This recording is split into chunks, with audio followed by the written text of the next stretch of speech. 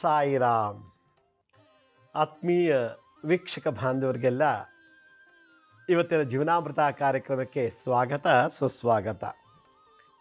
ವೀಕ್ಷಕರೇ, ನಾನು ಕಳೆದ ಸಂಚಿಕೆಯಿಂದ ರಾಮೋಪನಿಷತ್ತಲ್ಲಿ ಹೇಳಿರತಕ್ಕಂಥ ಕೆಲವು ರಾಮ ಮಂತ್ರಗಳನ್ನು ನಮ್ಮ ಆಧುನಿಕ ಜೀವನದಲ್ಲಿ ಅಲ್ಲಿ ಹೇಳಿರತಕ್ಕಂಥ ಮಂತ್ರಗಳನ್ನು ನಮ್ಮ ಹಲವಾರು ಸಮಸ್ಯೆಗಳಿಗೆ ಯಾವ ರೀತಿ ಅದನ್ನು ಉಪಯೋಗಿಸ್ಕೋಬೋದು ಅನ್ನೋ ವಿಚಾರದಲ್ಲಿ ಕೆಲವು ರಾಮ ಮಂತ್ರಗಳನ್ನು ನಿಮಗೆ ಹೇಳಿಕೊಟ್ಟು ಕೆಲವು ಮಂತ್ರತಂತ್ರಗಳನ್ನು ತಿಳಿಸ್ಕೊಟ್ಟಿದ್ದೆ ಕಳೆದ ಸಂಚಿಕೆಯಲ್ಲಿ.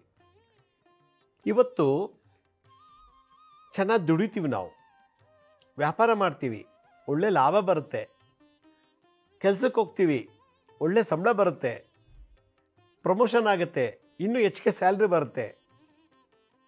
ಆದರೆ ಯಾವ್ಯಾವುದೋ ನೆಪದಲ್ಲಿ ದುಂದು ಖರ್ಚಾಗ್ಬಿಡ್ತದೆ. ಈ ಕಡೆ ಆದಾಯ ಜಾಸ್ತಿ, ಸಾಲನೂ ಹಾಗೇ ಇರುತ್ತೆ. ಅಮ್ಮಂಗೆ ಹುಷಾರಿಲ್ಲ, 5 ಲಕ್ಷ ಖರ್ಚಾಯಿತು. 3 ತಿಂಗಳು ಅಡ್ಮಿಟ್ ಮಾಡಿದ್ವಿ, 5 ಲಕ್ಷ ಬಿಲ್ ಆಯಿತು, ಹಾಸ್ಪಿಟ್ಲ್ ಬಿಲ್ಲು. ವೆಹಿಕಲ್ ಆಕ್ಸಿಡೆಂಟ್ ಆಯಿತು, ಅದಕ್ಕೊಂದು 1 ಲಕ್ಷ ಖರ್ಚಾಯಿತು.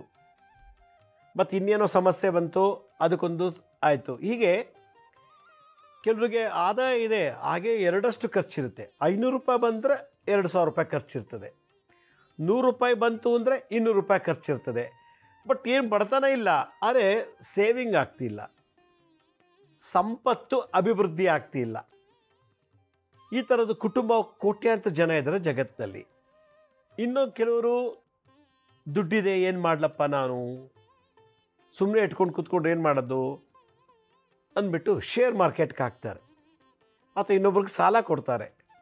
ಶೇರ್ ಮಾರ್ಕೆಟಲ್ಲಿ ಲಾಸ್ ಆಯಿತು, ಸಾಲ ಕೊಡ್ತಾರೆ, ಸಾಲ ತೊಗೊಂಡು ರಾತ್ರಿ ಖಾಲಿ ಮಾಡ್ಕೊಂಡು ಹೋಗ್ಬಿಡ್ತಾನೆ. ಈ ಕಡೆ ಬಡ್ಡಿನೂ ಇಲ್ಲ, ಅಸಲು ಇಲ್ಲ.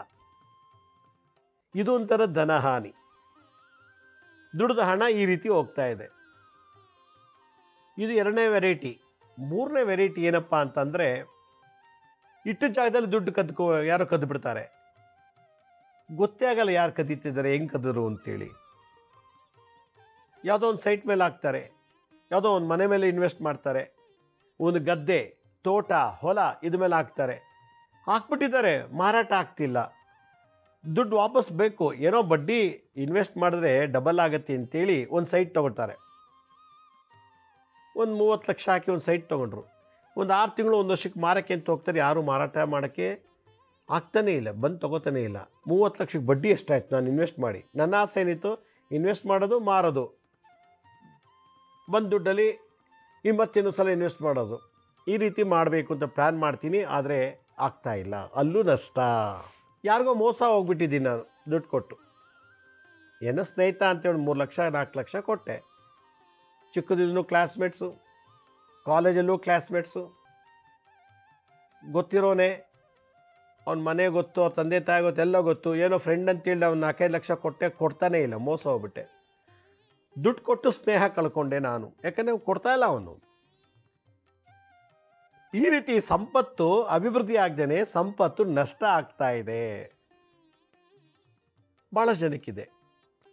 ಇದೊಂದು ಕೆಟಗರಿ ಸಮಾಜದಲ್ಲಿ. ಇನ್ನೊಂದು ಕೆಟಗರಿ ಜನ ಇದ್ದಾರೆ, ಚೆನ್ನಾಗಿ ದುಡಿತಾರೆ, ಸೆಕ್ಸ್ಗೆ, ಡ್ರಗ್ಸ್ಗೆ, ಡ್ರಿಂಕ್ಸ್ಗೆ, ಸ್ಮೋಕ್ಸ್ಗೆ ಇನ್ವೆಸ್ಟ್ ಮಾಡಿ ಎಲ್ಲ ಕಳ್ಕೊತಾರೆ.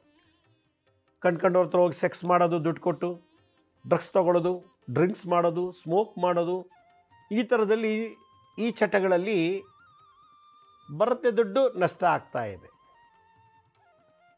ಇನ್ನೊಂದು ಜನ ಸಮಾಜದಲ್ಲಿ, ಇನ್ನೊಂದು ವೆರೈಟಿ ಜನ ಬೆಟ್ ಕಟ್ಟೋದು ಅಂತಾರಲ್ಲ, ಕುದುರೆ ರೇಸ್ಗೆ ಹೋಗ್ತಾರೆ, ಅಲ್ಲೇ ಸೋತೋಗ್ತಾರೆ, ಅಲ್ಲಿ ಲಾಸ್ ಮಾಡ್ತಾರೆ. ಕ್ರಿಕೆಟ್ ಬೆಟ್ ಕಟ್ತಾರೆ.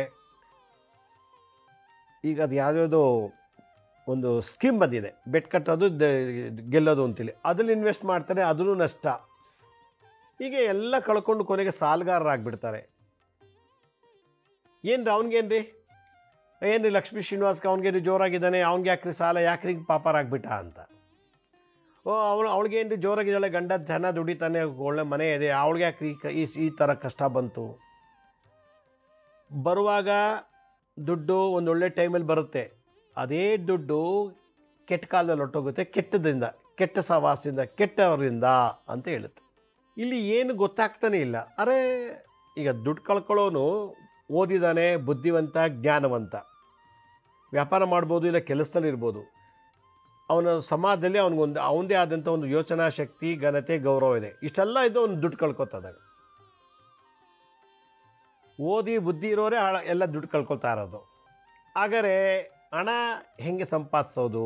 ಮತ್ತೆ ಕಳೆದು ಹೋದ ದುಡ್ಡನ್ನು ಮತ್ತೆ ಪಡೆಯೋಕ್ಕೆ ಸಾಧ್ಯ ಇದೆಯಾ? 5 ಲಕ್ಷ ಕೊಟ್ಟೆ ಅವ್ರು ರಾತ್ರಿ ಹೊತ್ತು ಊರು ಖಾಲಿ ಮಾಡ್ಕೊಂಡು ಹೋಗ್ಬಿಟ್ಟ. ಎಲ್ಲೊಂದು ಹುಡುಕ್ಲಿ? ಅವ್ನು ಹುಡುಕಕ್ಕೆ ಅಂತ ಒಂದು ಅಷ್ಟು ದುಡ್ಡು ಇನ್ವೆಸ್ಟ್ ಮಾಡ್ಬೇಕು ನಾನು. ಸ್ನೇಹಿತ ಅಂತೇಳಿ ದುಡ್ಡು ಕೊಟ್ಟೆ, ಅವನು ಕೊಡ್ತಿಲ್ಲ. ಈಗ ಅವನ ಮೇಲೆ ಏನಂತ ಕಂಪ್ಲೇಂಟ್ ಕೊಟ್ಟಲಿ? ಕೊಟ್ಟರಕ್ಕೆ ಏನು ಸಾಕ್ಷಿ ಇದೆ? ನಂತರ ಸಾಕ್ಷಿ ಇಲ್ಲ. 5 ಲಕ್ಷ ಅವ್ನು ಕೊಟ್ಟೆ, ಏನು ಪ್ರೂಫ್ ಇದೆ ಅಂತ ಕೇಳ್ತಾರೆ ವಸೂಲಿ ಮಾಡೋಕ್ಕೆ ಹೋದರೆ. ನೀವು ಕೊಟ್ಟೇ ಇಲ್ಲ ಅಂದ್ಬಿಟ್ರೆ ಏನು ಮಾಡೋದು? ಈ ಥರ ಸೆಕ್ಸ್ ಅಂತೆ, ಡ್ರಗ್ಸ್ ಅಂತೆ, ಸ್ಮೋಕು, ಡ್ರಿಂಕ್ಸ್ ಇದೆಲ್ಲ ಮಾಡಿ ಎಲ್ಲ ಕಳೆದುಬಿಟ್ಟ ಮೇಲೆ ವಾಪಸ್ ಬರುತ್ತೆ ಅದು. ಯಾರಿಗೋ ದುಡ್ಡು ಕೊಟ್ಟಿರೋ ಅದು ವಸೂಲಿ ಮಾಡ್ಬೋದು. ಈ ಡ್ರಗ್ಸು, ಸೆಕ್ಸು, ಸ್ಮೋಕು, ಡ್ರಿಂಕ್ಸ್ ಹಾಕಿದ್ದು ಹೆಂಗೆ ವಸೂಲಿ ಮಾಡ್ತೀರೋ? ವಾಪಸ್ಸು ಬರೋದಿಲ್ಲ. ಬೆಟ್ ಕಟ್ಟಾದಮೇಲೆ ಬರೋದಿಲ್ಲ. ಎಲ್ಲೋ ಒಂದು ಕಡೆ ನಮಗೆ ಇನ್ವೆಸ್ಟ್ ಮಾಡಿ ಕೈ ಸಿಗ್ತಾರೆ, ಕೊಡೋ ಹೆಂಗಾರು ವಸೂಲಿ ಮಾಡ್ಬೋದು. ಏನೋ ಒಂದು ಮಾಡಿ ಕಂಪ್ಲೇಂಟ್ ಕೊಟ್ಟು ಕೋರ್ಟ್ಗೆ ಹಾಕೋ, ಕೋರ್ಟ್ ಮುಖಾಂತರನೋ ಇಲ್ಲ ಯಾರು ಕರ್ಕೊಂಡೋಗಿ ಎದುರಿಸಿ ಬೆದರಿಸಿ ಅಥವಾ ಕೂತು ಮಾತುಕತೆ ಮಾಡಿ ನಮಗೆ ದುಡ್ಡು ಬರೋಂಗೆ ಮಾಡ್ಕೋಬೋದು. ಈ ಥರ ಜಗತ್ತಿನಲ್ಲಿ ಹಲವಾರು ಕುಟುಂಬಗಳು ಸಫರ್ ಪಡ್ತಿದ್ದಾರೆ. ಇನ್ನೊಂದು ವೆರೈಟಿ ಜನ, ಅವ್ರಿಗೆ ಏನಿಲ್ಲ, ಭಿಕ್ಷೆ ಬೇಡಿ ಊಟ ಮಾಡಬೇಕು, ಅವರು ಮನೆ ಕೆಲಸ ಮಾಡಿ ಊಟ ಮಾಡಬೇಕು, ಇಲ್ಲ ದುಡಿದು ತಿನ್ನಬೇಕು. ಅವ್ರಿಗೆ ಎಲ್ಲೇ ರೀತಿ ಇನ್ವೆಸ್ಟ್ಮೆಂಟ್ ಇಲ್ಲ ಅಥವಾ ಆದಾಯ ಇಲ್ಲ. ಇವತ್ತು ದುಡಿದು ಅವತ್ತೇ ತಿಂದು ಮಲಗುವಂಥ ಒಂದು ಕುಟುಂಬ ಇದೆ. ಇಲ್ಲಿ ಇವತ್ತಿನ ಸಂಚಿಕೆಯಲ್ಲಿ ನಾನು ಏನು ಹೇಳೋಕೆ ಹೊರಟಿದ್ದೀನಿ ಅಂತಂದರೆ, the objective of the episode, ಈ ಉದ್ದೇಶ ಏನಪ್ಪ ಅಂತಂದರೆ, ಎಲ್ಲ ಇದೆ, ಅಭಿವೃದ್ಧಿ ಆಗ್ತಿಲ್ಲ ನಮ್ಮ ಸಂಪತ್ತು. ಒಂದು, ಎಷ್ಟೇ ದುಡಿದ್ರೂ ಕೂಡ ನಮಗೆ ಅಭಿವೃದ್ಧಿ ಆಗ್ತಿಲ್ಲ.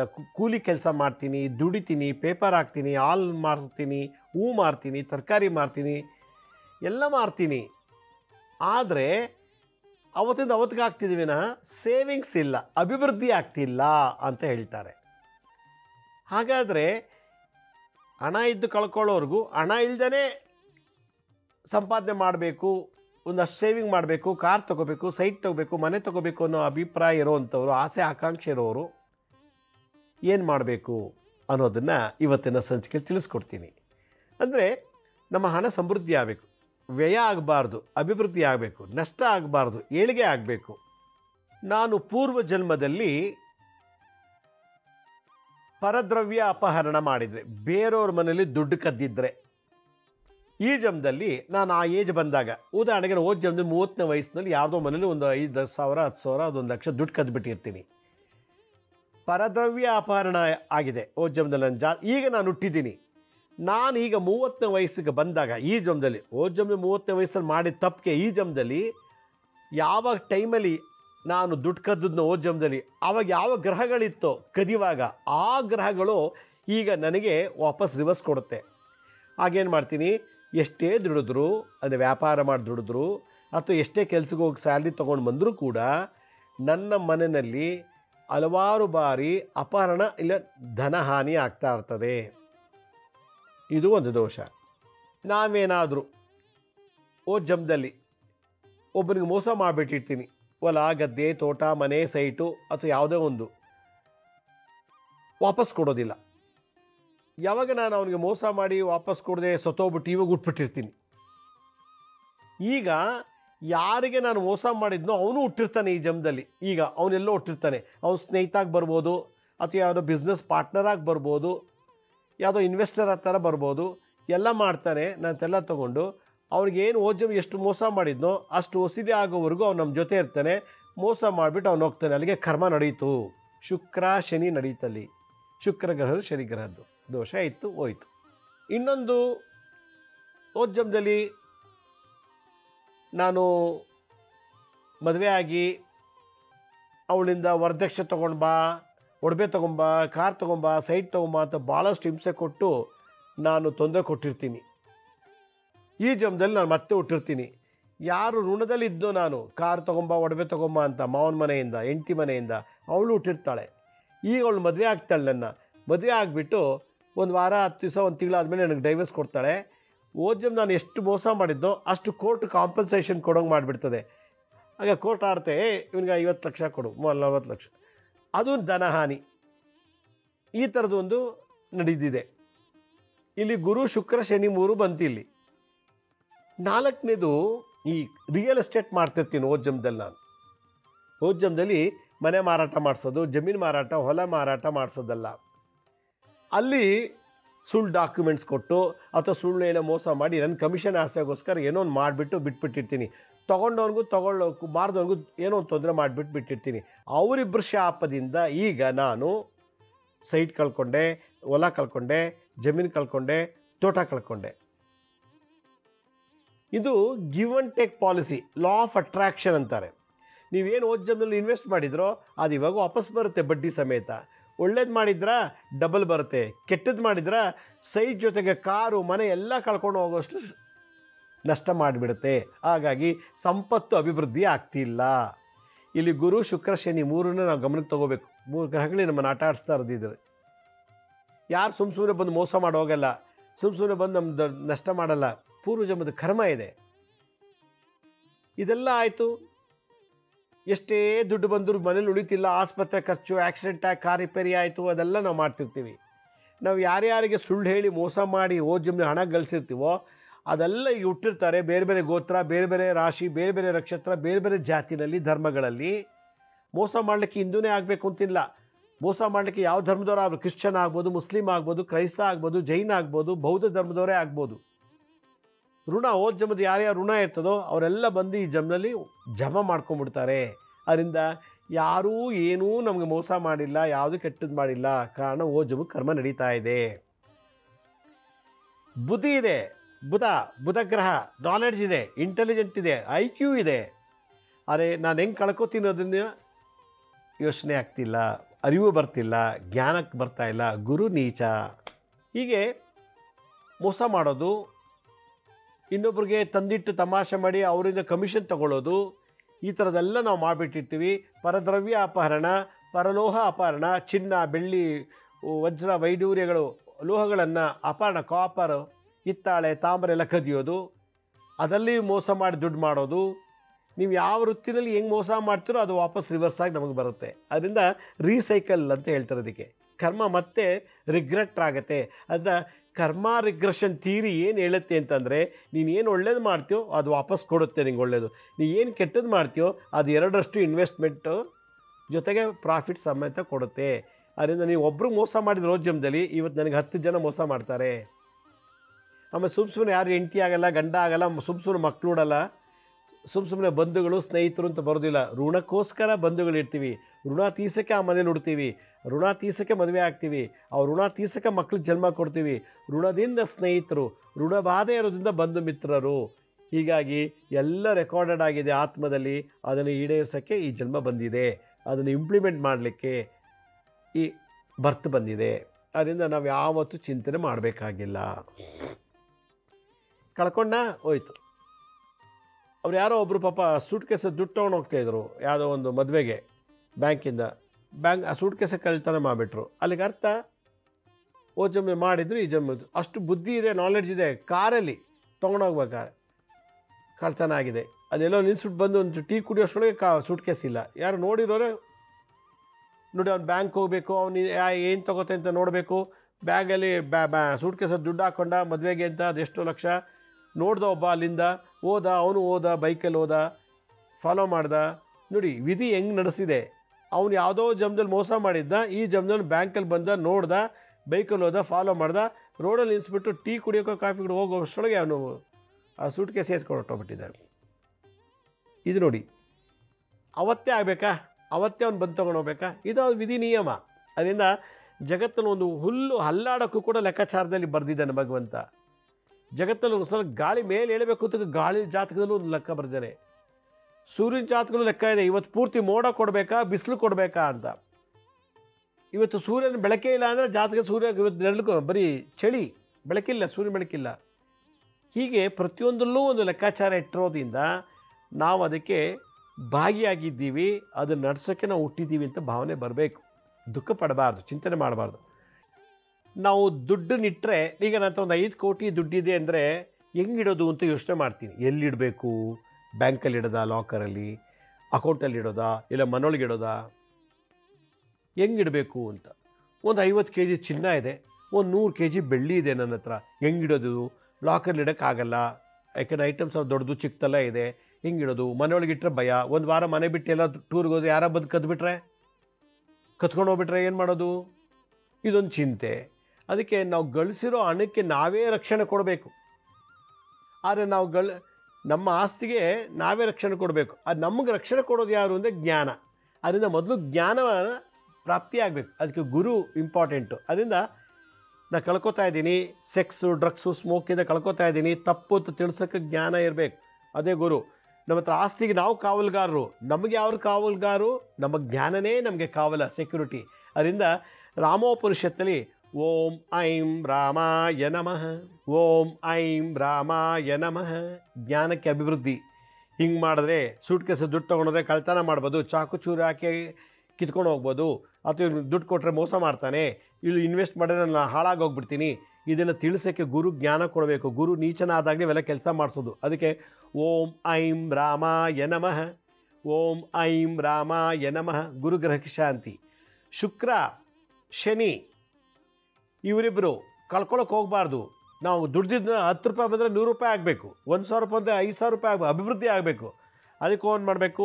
ಓಂ ಶ್ರೀಂ ರಾಮಾಯ ನಮಃ, ಓಂ ಶ್ರೀಂ ರಾಮಾಯ ನಮಃ, ಓಂ ಶ್ರೀಂ ರಾಮಾಯ ನಮಃ. ನಾವು ಗಳಿಸಿರೋ ಆಸ್ತಿಗೆ ನಾವಲ್ಲೂ ಸೆಕ್ಯೂರಿಟಿ ಮಾಡಬೇಕು. ನಮ್ಮಕ್ಕೆ ಜ್ಞಾನ ಸೆಕ್ಯೂರಿಟಿ ಮಾಡುತ್ತೆ, ಹಾಗೆ ನಷ್ಟನೇ ಆಗೋದಿಲ್ಲ. ಓಂ ಐಂ ರಾಮಾಯ ನಮಃ. ಜ್ಞಾನಕ್ಕೆ ನಷ್ಟ ಆಗಬಾರ್ದು. ನಾವು ಗಳಿಸಿರೋ ಹಣಕ್ಕೆ, ನಾವು ಮಾಡಿರೋ ಆಸ್ತಿ ನಷ್ಟ ಆಗಬಾರ್ದು ಅಂದರೆ ಓಂ ಶ್ರೀಂ ರಾಮಾಯ ನಮಃ. ಶ್ರೀಮ್ ಅಂದರೆ ಲಕ್ಷ್ಮಿ, ಹಣ, ಸಂಪತ್ತು, ಸಿರಿ ಅಂತ ಹೇಳ್ತಾರೆ. ರಾಮಾಯ ನಮಃ. ಓಂ ಐಂ ರಾಮಾಯ ನಮಃ, ಓಂ ಶ್ರೀಂ ರಾಮಾಯ ನಮಃ. ಶುಕ್ರ ಮತ್ತು ಶನಿಗೆ ಓಂ ಶ್ರೀಂ ರಾಮಾಯ ನಮಃ. ಶನಿ ಯಾಕೆ? ಡ್ರಗ್ಸು, ಸ್ಮೋಕು, ಡ್ರಿಂಕ್ಸು, ಸೆಕ್ಸು, ಆಮೇಲೆ ಬೆಟ್ ಕಟ್ಟೋದು, ಈ ದುಷ್ಟ ಚಟಗಳಿಗೆ ಕಾರಕ ಶನಿ. ಅವ್ರಿಗೆ ಹೇಳಬೇಕಿದ್ವಿ ಓಂ ಶ್ರೀಂ ರಾಮಾಯ ನಮಃ. ಜ್ಞಾನಕ್ಕೆ ಓಂ ಐಂ ರಾಮಾಯ ನಮಃ. ಅದರಿಂದ ಒಂದು ಅವಲಕ್ಕಿ ತಗೊಳ್ಳಿ, ಒಂದು ಬಟ್ಲಲ್ಲಿ ಅವಲಕ್ಕಿ, ಅಥವಾ ಅವಲಕ್ಕಿ ಇಲ್ಲ ಅಂತಂದರೆ ಯಾವುದೊಂದು ಕಲ್ಸಕ್ಕರೆ ಯಾವ ಕಲರ್ ಆದರೂ ಆಗ್ಬೋದು. ಕಲ್ಸಕ್ಕರೆ ಕೈಲಿ ಇಟ್ಕೊಂಡು ಓಂ ಐಂ ರಾಮಾಯ ನಮಃ, ಓಂ ಶ್ರೀಂ ರಾಮಾಯ ನಮಃ, ಓಂ ಐಂ ರಾಮಾಯ ನಮಃ, ಓಂ ಶ್ರೀಂ ರಾಮಾಯ ನಮಃ, ಓಂ ಐಂ ರಾಮಾಯ ನಮಃ, ಓಂ ಶ್ರೀಂ ರಾಮಾಯ ನಮಃ ಅಂತ ಹೇಳ್ತಾ ಇದ್ದರೆ ನಿಮಗೆ ಮೈಂಡ್ನಲ್ಲಿ ಯಾರು ಒಳ್ಳೆಯವರು ಕೆಟ್ಟವರು, ಇಲ್ಲಿ ಇನ್ವೆಸ್ಟ್ ಮಾಡಬೇಕಾ ಬೇಡವಾ ಅಂತ ಜ್ಞಾನ ಕೊಡುತ್ತೆ. ಗುರುಗರ ಐಂ ಐಂ ಅಂತ ಹೇಳಿದಾಗ ಶ್ರೀಂ ನೀವು ಎಷ್ಟು ಇನ್ವೆಸ್ಟ್ ಮಾಡಿ ಡಬಲ್ ಆಗ್ತಿರ್ತದೆ, ಸಂಪತ್ತು ಅಭಿವೃದ್ಧಿಗೆ ಆಗ್ತದೆ. ಆದ್ದರಿಂದ ರಾಮೋಪನಿಷತ್ತಲ್ಲಿ ಈ ಮಂತ್ರವನ್ನು ಇದನ್ನು ಹೇಳಿದ್ದಾರೆ. ಇದನ್ನು ಎಲ್ಲೋ ಒಂದು ಕಡೆ ನಾನು ನೋಡಿದ್ದೆ, ಒಂದು 20 ವರ್ಷದಿಂದ ಓದಿದಾಗ ವಿಶ್ವಾಮಿತ್ರರು ಇದ್ರ ಬಗ್ಗೆ ಒಂದು ವ್ಯಾಖ್ಯಾನ ಬರೆದಿದ್ದಾರೆ. ಓಂ ಐಂ ರಾಮಾಯ ನಮಃ, ಓಂ ಶ್ರೀಂ ರಾಮಾಯ ನಮಃ ಅಂಥೇಳಿ. ಇದು ಕೂತಾಗ ನಿಂತಾಗ ದಿನ ಬೆಳಗ್ಗೆ ಎದ್ದಾಗ ನಾವು ಯಾರಿಗೂ ಮೋಸ ಹೋಗೋದಿಲ್ಲ, ನಾವು ಎಲ್ಲಿ ಏನೋ ಮಾಡೋದು ದುಡ್ಡು ಖರ್ಚಾಗೋದಿಲ್ಲ, ಅಭಿವೃದ್ಧಿ ಆಗ್ತಿರ್ತದೆ. ನಾವು ದುಡ್ದಂಥದ್ದು ಹಣ, ಅದು ಹಣ ಇರ್ಬೋದು, ಅಥವಾ ಜ್ಞಾನ ಇರ್ಬೋದು, ಅಥವಾ ನಿಮ್ದು ಏನೇ ಸಂಪತ್ತಿರ್ಬೋದು, ಹೊಲ ಗದ್ದೆ ಏನೇ ಇರ್ಬೋದು, ಇದೆಲ್ಲವನ್ನು ಕೂಡ ಸಂರಕ್ಷಣೆ ಮಾಡುವಂಥ ಮಂತ್ರ ರಾಮ ಮಂತ್ರ, ರಾಮತಾರಕ ಮಂತ್ರ. ಓಂ ಐಂ ರಾಮಾಯ ನಮಃ, ಓಂ ಶ್ರೀಂ ರಾಮಾಯ ನಮಃ ಜಪ ಮಾಡ್ತೀರಿ. ನಿಮಗೆ ಅರಿವು ಬರುತ್ತೆ, ಇವ್ನು ಬರ್ತಾನೆ, ಇವ್ನು ಕೊಡಬಾರ್ದು, ಇವ್ನು ಕೊಟ್ಟರೆ ಮೋಸ ಆಗುತ್ತೆ. ಆ ಕ್ಷಣದಲ್ಲಿ ನಿಮ್ಮ ಆ ಪರಿಸ್ಥಿತಿನ ಎಸ್ಕೇಪ್ ಮಾಡಿಬಿಡುತ್ತೆ ಈ ಮಂತ್ರದ ಪವರು. ಅದರಿಂದ ಈ ಕಲ್ಸಕ್ಕರೆ ಅಥವಾ ಅವಲಕ್ಕಿಗೆ ಇದನ್ನು ಜಪ ಮಾಡಬೇಕು. ಶನಿವಾರ ಹೊತ್ತು ಹೆಚ್ಚಿಗೆ ಮಾಡಿ ಇದು ನೀವು ತೊಗೊಂಡು ಮನೆಯವರು ಎಲ್ರಿಗೂ ಪ್ರಸಾದ ಕೊಡೋದ್ರಿಂದ ನಾನಾ ಗೋತ್ರ, ನಾನಾ ಧರ್ಮದಲ್ಲಿ, ನಾನಾ ಜಾತಿ, ನಾನಾ ರಾಶಿ, ನಾನಾ ನಕ್ಷತ್ರ ಹುಟ್ಟಂಥವ್ರು ನಮಗೆ ಮೋಸ ಮಾಡೋದಿದ್ದರೆ ಅದಕ್ಕೆ ದಿಗ್ಬಂಧನ ಆಗುತ್ತೆ ಈ ಅವಲಕ್ಕಿ ಕೊಡೋದ್ರಿಂದ. ಮತ್ತು ಅವಲಕ್ಕಿನ ಕಲ್ಸಕ್ಕರೆ. ಕೃಷ್ಣನ ಸ್ನೇಹಿತ ಕುಚೇಲ ಕೃಷ್ಣನಿಗೆ ಅವಲಕ್ಕಿ ಕೊಡ್ತಾನೆ. ಆಗ ಅವನಿಗೆ ಇಡೀ ಜಗತ್ತು ಯಾರೂ ಇಲ್ಲದಷ್ಟು ಶ್ರೀಮಂತಿಕೆ ಅವ್ನು ಕೊಡ್ತಾನೆ ಭಗವಂತ. ಆ ಸಂಪತ್ತು ಅಭಿವೃದ್ಧಿ ಆಗುತ್ತೆ ಒಂದು ಇಡೀ ಅವಲಕ್ಕಿಯಿಂದ. ಅದರಿಂದ ಅವಲಕ್ಕಿ ದಾನ ಮಾಡೋದ್ರಿಂದ ಮೋಸ ಹೋಗಲ್ಲ, ನಷ್ಟ ಆಗೋದಿಲ್ಲ ನಾವು ಮಾಡೋ ವ್ಯವಹಾರದಲ್ಲಿ. ಇದನ್ನು ಕುಚೇಲ ತೋರಿಸ್ಕೊಟ್ಟಿದ್ದಾನೆ ಕಥೆಯಲ್ಲಿ. ಆದ್ದರಿಂದ ನಮ್ಮ ಗಳಿಸಿದಂಥ ಆಸ್ತಿ ಕಳ್ಕೋಬಾರ್ದು ಅಂದರೆ ಪ್ರತಿ ಶನಿವಾರ ಇದನ್ನು ಮಾಡಿ, ಪ್ರತಿನಿತ್ಯ ಜಪ ಮಾಡಿ. ಪ್ರತಿ ಶನಿವಾರ ಅವಲಕ್ಕಿ ಅಥವಾ ಕಲ್ಸಕ್ಕರೆ ದಾನ ಮಾಡಿ ಜಪ ಮಾಡಿದ ಮೇಲೆ ಆಗಲಿಲ್ಲ, ಅವಲಕ್ಕಿ ಕೊಡೋಕ್ಕೂ ನಮಗೆ ಶಕ್ತಿ ಇಲ್ಲ, ಸಕ್ಕರೆ ಕಲ್ಲು ಸಕ್ಕರೆ ತೊಗೊಳಕ್ಕೂ ದುಡ್ಡಿಲ್ಲ ಅಂದರೆ ಸುಮ್ಮನೆ ಕೂತ್ಕೊಂಡು ಓಂ ಐಂ ರಾಮಾಯ ನಮಃ, ಓಂ ಶ್ರೀಂ ರಾಮಾಯ ನಮಃ ಜಪ ಮಾಡ್ತಾಯಿರಿ. ನಿಮ್ಮ ಶ್ರದ್ಧೆ, ನಿಮ್ಮ ಶರಣಾಗತಿ ಇವೆರಡು ಭಗವಂತನಿಗೆ ಬೇಕಾಗಿರೋದು.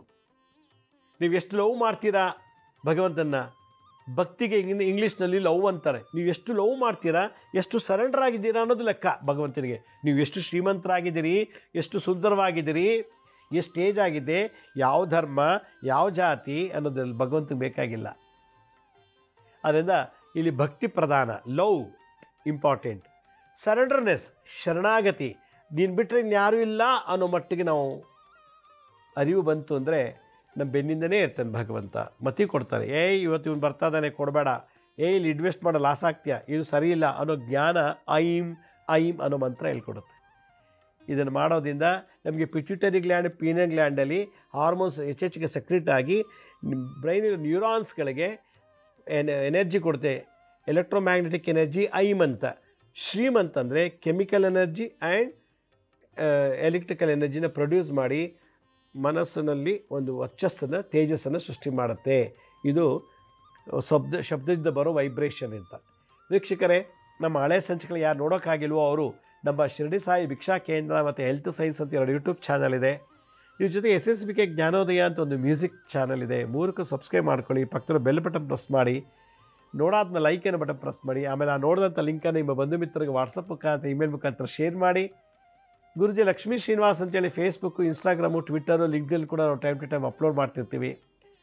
ಅಪಾಯಿಂಟ್ಮೆಂಟ್ಸ್ ಬೇಕಿದ್ದರೂ www.lakshmisrinivas.in ಅಂತ ನೀವೇ ಲಾಗಿನ್ ಆಗಿ ಯಾವ ಡೇಟ್ ಯಾವ ಟೈಮ್ಗೆ ಅಪಾಯಿಂಟ್ಮೆಂಟ್ಸ್ ಬುಕ್ ಮಾಡ್ಕೋಬೋದು ಅಂತ ಹೇಳ್ತಾ ಇವತ್ತಿನ ಸಂಚಿಕೆಯನ್ನು ಮುಗಿಸ್ತೀನಿ. ಇದೇ ರೀತಿ ನಾಳಿನ ಸಂಚಿಕೆಯಲ್ಲಿ ಮತ್ತೊಂದು ವಿಶೇಷವಾದಂಥ ಮಾಹಿತಿಯನ್ನು ತಮ್ಮನ್ನು ಭೇಟಿ ಮಾಡ್ತೀನಿ. ಅಲ್ಲಿವರೆಗೂ ನನ್ನ ನಮಸ್ಕಾರ. ಸಾಯಿರಾಮ್.